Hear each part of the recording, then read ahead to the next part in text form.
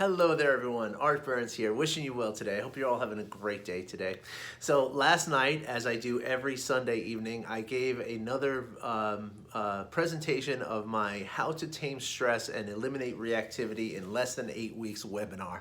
And my, oh my, do I love giving that presentation. It is so rewarding to me to sort of, to get some feedback from some of the people on the call, some of the emails I get the next day. Thank you all so much who have reached out and told me how much you enjoyed the presentation, and I'm just so thrilled. And so before I get into today's topic, and first of all, I want to welcome everyone from last night's presentation. You're now on my mailing list, and so today is the first day that you're receiving one of these videos. Every day, Monday through Friday, I do another one of these videos, and I kind of talk about various subjects about life and about mindfulness and about stress reduction, and I give you some actionable sort of advice on how to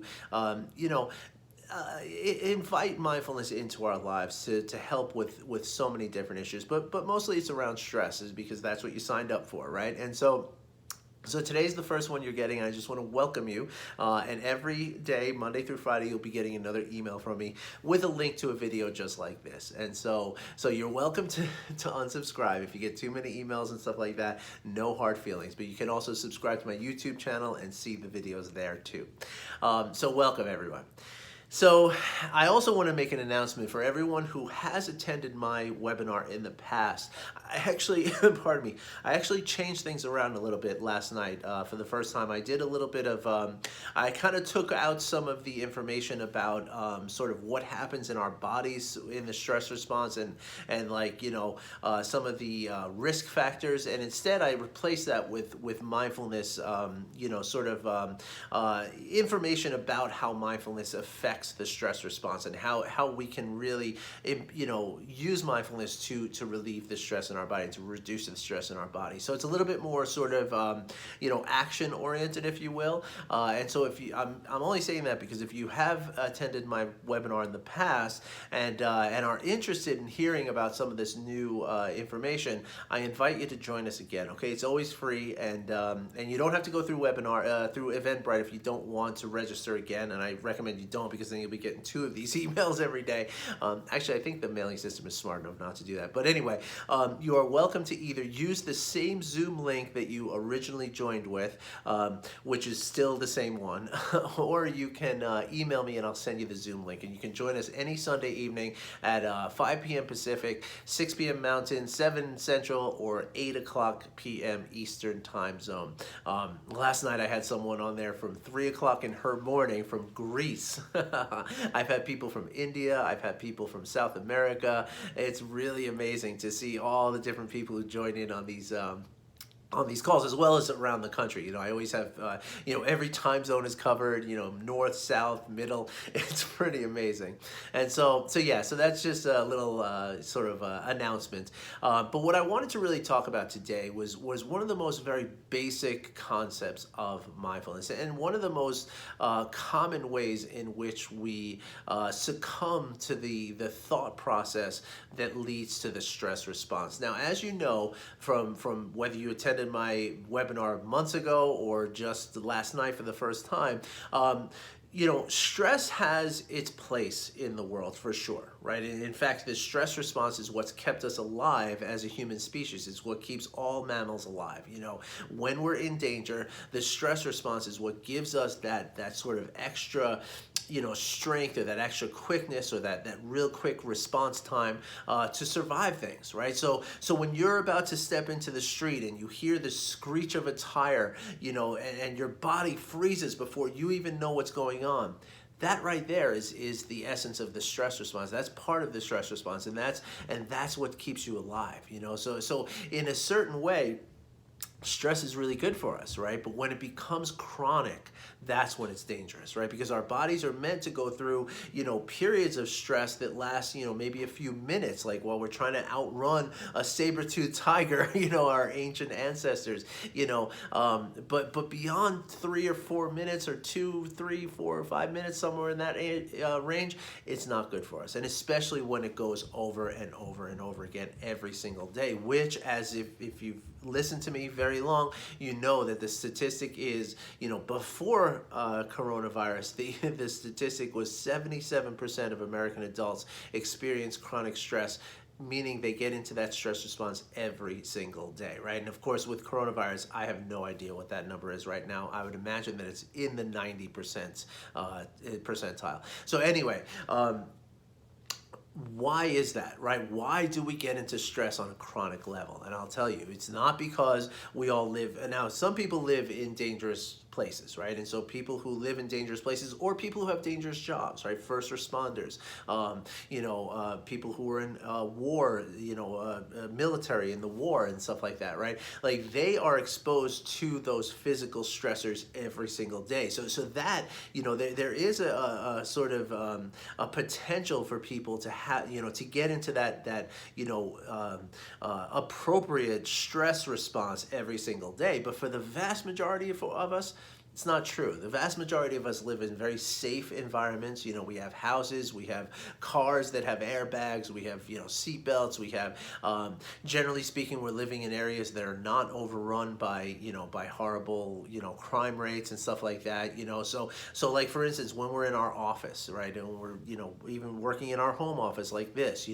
like right now, there is nothing for me to be physically afraid of, right? I have a roof over my head. I have, candles to keep me nice, and the air in here is very smells nice. I have water, I have tea, I have as much food as I need to eat. There's nothing for me right now to be afraid of, right? But yet, sitting at my office, there's very, very high potential that I could get into the stress response, right? So why is that, right? It's not physical. It's not something in the real world that is going to hurt me.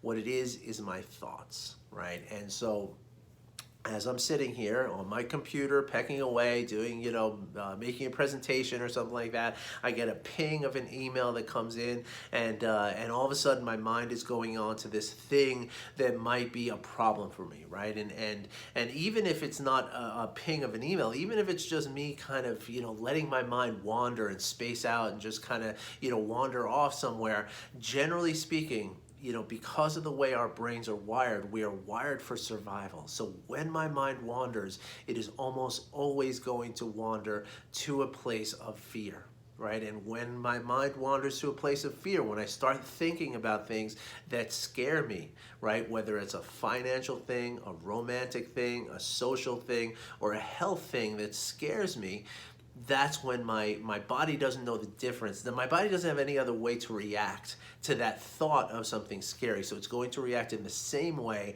as if I were being chased by a tiger. And that's the only way the mind knows how to do it, and the body knows how to do it. And so that's why people wind up in the stress response, chronically 77%, right? That's why 77% of us wind up in chronic stress every single day, because we're thinking about things that are scaring us. Now, when we're thinking about something that scares us, right, almost always that means that we're thinking about something in the future, right? We're thinking about an outcome. We're thinking about a potential outcome. We're thinking about, the outcome that worries us, or the potential, not, achieving the outcome that we want, right?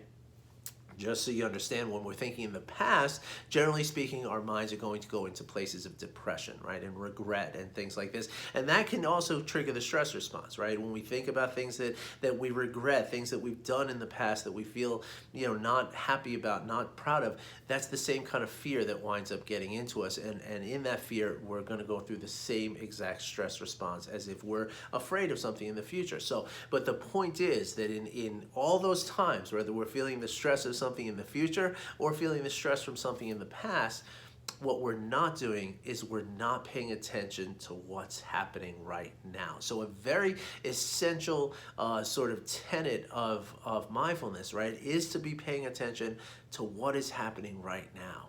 Right? And so you can do this intentionally, right? You can do this without necessarily, practicing mindfulness regularly. Now, of course, when you practice mindfulness regularly, when you do a little bit of meditation every day, and when you intentionally practice mindfulness with your daily tasks, as I can certainly teach you how to do, and I'd be happy to do that for you, even outside, when you do that, right, you're going to develop a habit of always paying attention in the present moment. So you don't have to, kind of wrestle your mind back into it, right? But even before you get into all those practices, and even before it becomes a habit for you, you can do this very simple exercise at any given moment, right? So next time you feel like you're becoming overwhelmed by something, right? When you feel like you're worried about something, like, you're just overwhelmed with the amount of work that you have, or you're worried about what's going to happen with a certain project, or or whatever's happening. Anytime you feel overwhelmed, what I want you to do is I want you to just stop for a moment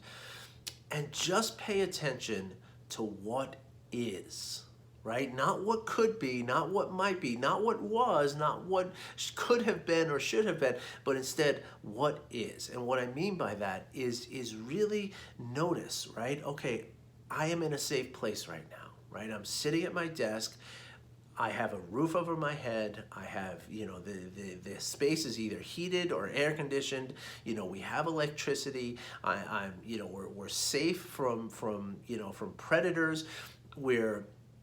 I have, again, I have enough food available to me. I have enough water available to me. I have coffee or tea. I have everything I need. And so for this moment right now, and just the fact that I am breathing and I'm able to consider all of these things that are happening means essentially that there's more right with me right now than is wrong with me right now, right? And so just focusing your mind on these things. Now, the emails and the job and the all that stuff is still there, right? It doesn't go away. Yeah, I have all this stuff that I have to do, but I'm safe and I'm here, and everything, as far as what could possibly be going wrong in life, it's not going wrong for me right now, right? And so by doing this, what we do is we interrupt that sort of flow and that cycle of those thought patterns, right? Because that's how the mind works, right? When you start thinking about, again, you start realizing like, oh my gosh, I have all these emails I have to write, I have all these phone calls I have to make, I have all this stuff to do, I'm starting to feel panicked, right? Now your body, your brain, your physical brain and your body picks up on the fact that you feel afraid.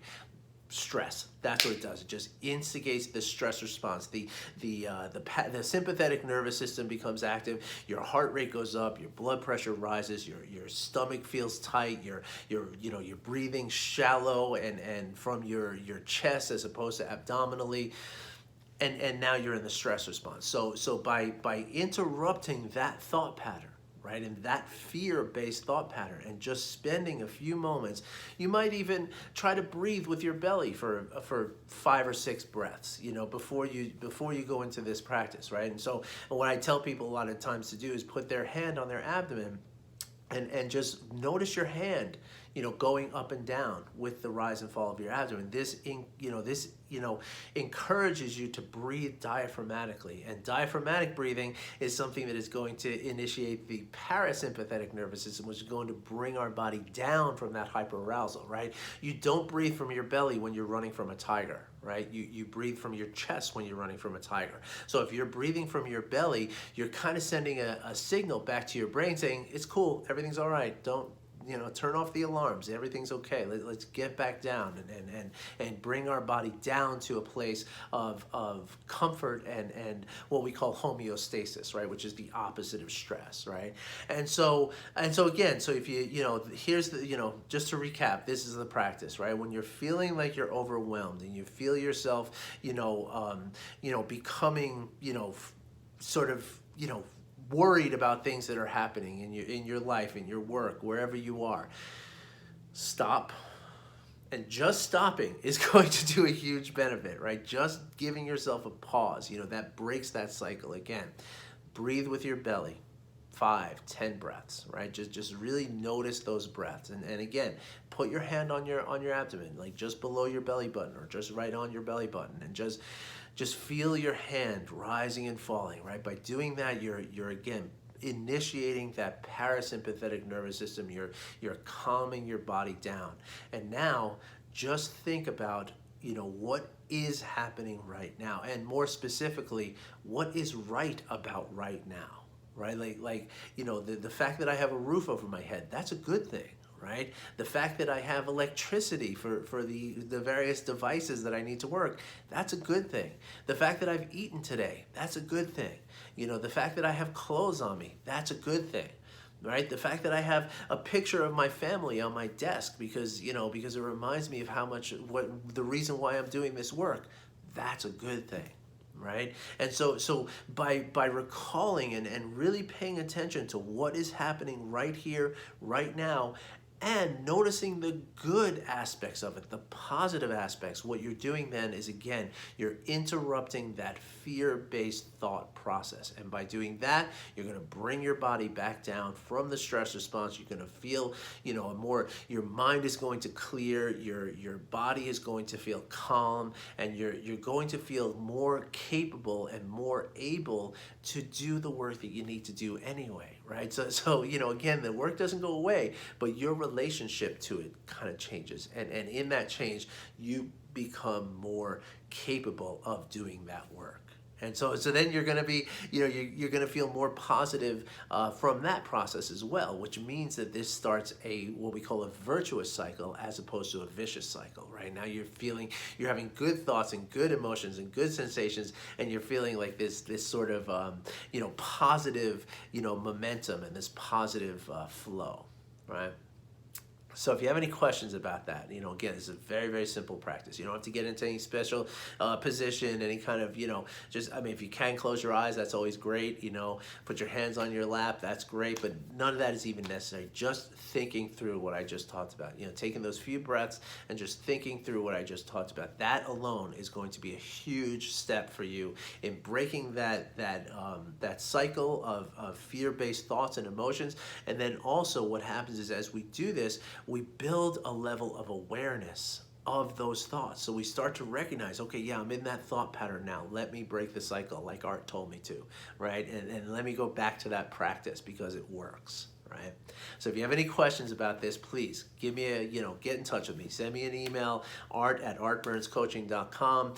Go to my website, artburnscoaching.com, book a call with me, or simply reply to this, leave a comment on YouTube or a comment, wherever you're watching this video, or reply to this email any way you like. Just get in touch with me and let me help you, because these are very basic things that can really set in motion a really important change, because, stress becomes the habit, right? And that's what we need to break. We need to replace the habit of stressful thinking and fear-based thoughts and all that. We need to replace that habit with the habit of present thoughts and of positive thinking. Not positive in the sense of the absence of negative, but just focusing on the more positive aspects of what's going on, because that's going to eliminate or reduce that level of fear, which is going to reduce the stress and eliminate that need for reactivity, open up some space for us, and eventually we're going to be in a really, really good place. So let me help you start that.